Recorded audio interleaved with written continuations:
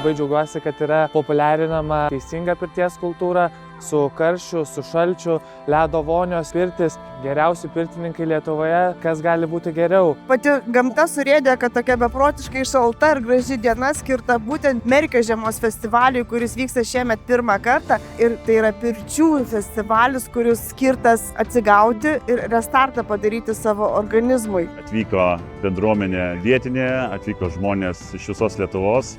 Tikimės, kad būrys dar gausės. Atvykau šiandieną į Žiemos Merkio festivalį pakalbėti apie grūdinimas ir kvėpavimą, bet atvykus čia pamačiau, kiek čia daug jau yra dabar besigrūdinančių.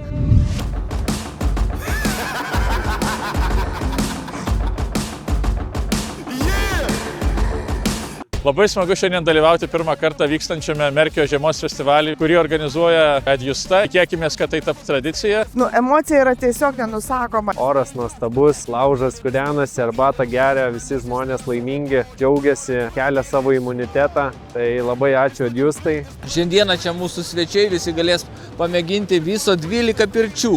Išbandyti edukacijų, paskaitų ir sužinoti, kas tas yra pirtis. Labai smagu matyti, kad ta besigrūdinančių ir pirčių bendruomenė tik auga ir kad Edjusta subūrė tokią didžiulę žmonių grupę, komandą, kurie gali džiaugtis visiems aktualiu renginiu.